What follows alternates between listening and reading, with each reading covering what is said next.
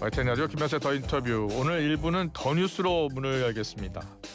더 매일매일 쏟아지는 뉴스, 세 가지 주요 뉴스와 기자가 뽑은 뉴스까지 이슈의 핵심을 놓치지 않고 풀어드리겠습니다. 일요신문 민웅기 기자와 함께하겠습니다. 어서 오십시오. 안녕하세요. 일요신문 민웅기 기자입니다. 네, 안녕하세요. 먼저 첫 번째 뉴스요. 김건희 씨 1심 징역 1년 8월이 선고됐네요. 네, 그렇습니다. 서울중앙지법 형사합의 27부는 김건희 씨의 특가법상 알선수재 혐의를 유죄로 인정해 징역 1월 8월을 선고했습니다. 이는 민중기 특검팀이 지난 결심 공판에서 구형한 징역 15년에 한참 미치지 못하는 형량이었는데요. 재판부가 이러한 선고를 내린 것은 김 씨에게 적용된 3개의 혐의 가운데 도이치모터스 주가 조작과 명태균 여론조사 수수 혐의는 전부 무죄로 판단했기 때문입니다. 자, 먼저 유죄가 선고된 명품백 부분부터 짚어보겠습니다. 네, 재판부는 김 씨가 통일교 측으로부터 교단 현안 청탁과 함께 고가 물품을 전달받은 혐의를 일부 유죄로 인정했습니다.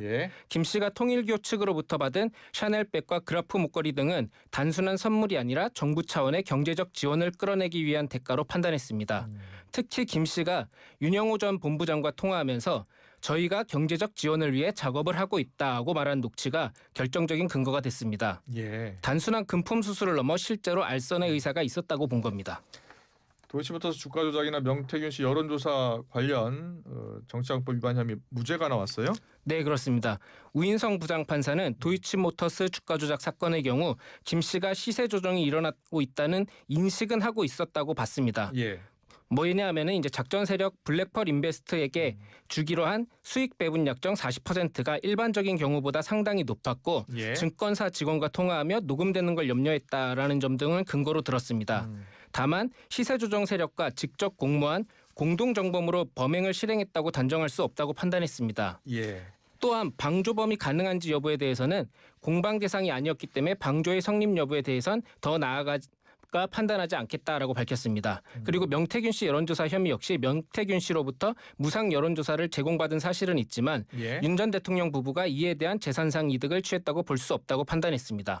명 씨가 여론조사 결과를 여러 사람에게 배포한 영업활동의 일환이었을 뿐이고 김영선 전 의원의 공천을 약속했다는 증거가 없었다라는 것입니다. 이번 판결에 대해서 어떤 반응들 나오고 있습니까? 김건희 특검팀은 아까 말씀하신 것처럼 1심 선고 이후 법원의 판단은 법리적으로는 물론 상식적으로도 납득하기 어려운 논리로서 도저히 수긍하기 어렵다고 항소를 예고했습니다.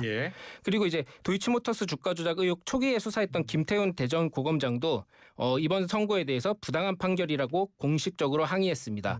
민주당에서도 V제로라 불리며 국정을 좌우한 김건희 씨의 위상이 훼손될까 걱정될 정도의 형량이라며 회개한 판결, 국민상식 무시라고 비판했습니다. 반면 김건희 씨 변호사 측에서는 이재명 대통령의 과거 발언을 언급하며 법원에서 무죄 판결을 하면 검찰이 잘못 기사한 것이지 왜 항소를 해서 다투냐는 대통령의 발언이 있었다며 무죄가 난 부분에 대해서는 특검에서 조속히 항소 포기를 해야 한다라고 말했습니다. 자, 이번 판결 앞으로 정부에 어떤 파장을 불러올 것 같습니까? 저희가 이제 도이치모터스 주가 조작 혐의를 사건 초기부터 취재를 해온 입장에서 그리고 재판도 계속 참석을 했었거든요. 그래서 아쉬운 판결이었다라고 생각을 합니다. 수많은 주가 조작 주식 거래 기록이 있었고 녹취록이나 김건희 엑셀 파일 등 증언과 증거가 넘쳐났었는데 왜 공동정범으로 인정하지 않았을까라는 의문이 들고요.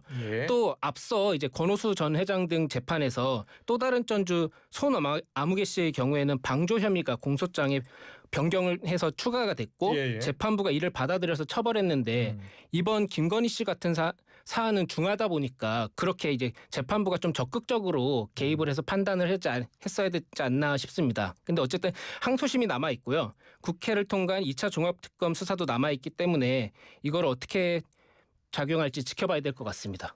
특검도 이제 방조 혐의도 추가할 가능성이 있겠네요. 네, 아마 이 항소심에서는 좀 더 공소장을 변경을 해가지고 재판에 대비하지 않을까 생각합니다. 네, 또 추가로 1심 판결이 나온 사안도 있었어요. 네, 어제 같은 재판부에서 권성동 의원과 윤영호 전 통일부 통일교 세계본부장의 1심 선고 공판도 열렸습니다.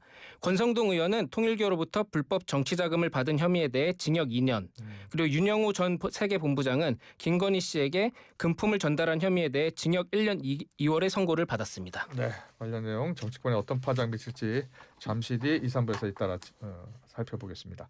두 번째 더 뉴스로 이어가 보겠습니다. 두 번째 더 뉴스는요? 네, 두 번째 뉴스는 트럼프가 쏘아 올린 관세 폭탄 여진입니다. 그러니까요. 네, 트럼프 대통령이 갑자기 올리겠다, 다시 15%에서 25%로 올리겠다라고 했는데 또 어제는 보니까 함께 잘 해결하겠다라고 했어요. 네, 그렇습니다. 그렇게 이제 발언이 왔다 갔다 하니까 이제 정치권에서도 이제 국회에서도 이게 이 의미를 두고 공방이 벌어지고 있습니다. 그래요? 예. 어제 이제 외통위 전체회의에서 왜냐면은 김민석 총리가 미국을 방문해서 벤스 부통령을 만나고 와서 그 다음 날 바로 또 트럼프 대통령이 얘기를 한 거잖아요. 아, 예. 그래가지고 이게 왜 어떻게 된 거냐, 한 라인을 구축하고 소통을 강화했다고 했는데 이게 어떻게 된 일이냐라고 얘기를 한 건데 야당인 국민의힘은 우리 정부가 뒤통수를 맞았다며 질타했습니다. 예. 송원석 원내대표는 1년에 200억 달러씩 상당히 미국에 투자하는 건 외환시장 구조상 쉬운 일이 아니기에 비준 동의를 받으라 했는데 정부 여당이 반대했다면서, 그런데 트럼프 대통령 자료를 보니 왜 비준 동의를 안 했느냐는 취지를 읽힌다고 지적했습니다. 네. 김기현 의원 역시 김 총리의 방미에 대해 한 라인이라고 했는데 한 라인이 아니라 핫바지 라인이라고 하면서 국민 부담이 더 커지는데 왜 비준 동의안을 제출하고 있지 않느냐라고 가세했습니다. 예. 자, 민주당의 반응은요? 민주당은 트럼프 대통령 개인의 특수성을 강조하며 방어에 나섰습니다.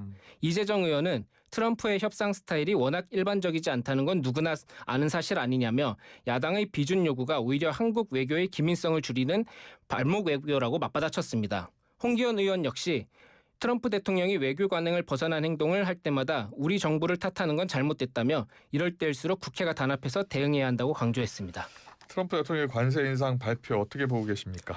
아까도 말씀드렸다시피 트럼프의 갑작스러운 관세 인상 발표를 두고 해석이 분분합니다. 이제 트럼프 대통령이 국내에서 미네소타에서 이민 난속 요원이 민간인을 사살하는 바람에 이제 정치적으로 코너에 몰린 게 있는데요. 그것에 대한 시선을 돌리기 위해서 관세 카드를 또 꺼낸 게 아니냐라는 말이 나오고 있습니다. 예. 그리고 트럼프 대통령 입장에서도 한국 정부와 그리고 이제 대법원 판결이 남아 있기 때문에 한국 정부와의 약속을 보다 국회에 이제 법적 보장을 받아내서 한국의 대미 투자를 되돌릴 수 없도록 세기를 받겠다라는 전략도 있어 보입니다. 그래요. 예. 트럼프 대통령이 자꾸 이렇게 위협하고 또 철회하고 이 협상 전략 같은데요. 좀 더 지켜봐야 될 것 같습니다. 세 번째 뉴스는 뭡니까? 네, 세 번째 뉴스는 사상 최대 실적 SK 하이닉스 15조 원 자사주 소각 통큰 주주 환원입니다. 네, SK 하이닉스 어닝 서프라이즈였다고요? 네. 반도체 역사에 남을 만한 기념비적인 날이었다라고도 볼 수 있는데요. 예. SK 하이닉스는 어제 실적 공시를 통해 지난해 연간 매출 약 97조 원, 영업이익은 47조 원을 기록했다고 밝혔습니다.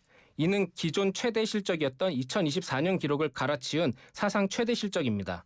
특히 삼성전자가 지난해 잠정 영업이익이 43조 원 수준일 것을 감안하면 SK 하이닉스가 연간 영업이익에서 삼성전자를 사상 처음으로 앞지른 실적을 거둔 것입니다. 네.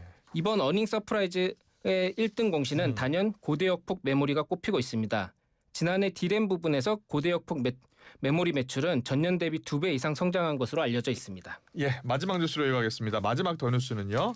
네, 마지막 더 뉴스는 담배세처럼 설탕세, 이재명 대통령 깜짝 제안에 도입 탄력받나입니다. 아, 예. 이재명 대통령이 어제 SNS에 글을 올린 거예요. 네, 그렇습니다. 이재명 대통령이 어제 본인의 SNS에 담배처럼 설탕 부담금으로 설탕 사용 억제, 그 부담금으로 지역 공공의료 강화에 재투자, 여러분의 의견은 어떠신가요? 라는 글을 올렸습니다. 그러면서 국민 80%가 설탕세 도입에 찬성한다는 기사를 공유했습니다. 예, 설탕세 이게 당류가 첨가된 음료, 과자에 세금을 부과하는 거예요? 예, 그렇습니다. 이를 통해서 이제 당류가 많이 포함된 음료의 소비를 감소를 유도해서 당뇨병이나 비만 등 질병을 예방하고 국민 건강을 증진하는 목적이 있습니다. 예. WHO도 지난 2016년에 설탕세 도입을 권고한 바 있고, 그래서 노르웨이를 비롯해서 뭐 헝가리, 핀란드, 프랑스, 멕시코, 칠레 등 108개국이 이상이 설탕세를 지금 도입하고 있는 상황입니다. 네. 하지만 반대 목소리도 만만치 않을 것 같은데요. 맞습니다. 찬성 쪽에서는 의료비 절감과 국민 건강 증진을 내세우지만 예. 반대쪽에서는 이제 서민들의 장바구니 물가 부담을 가장 우려합니다.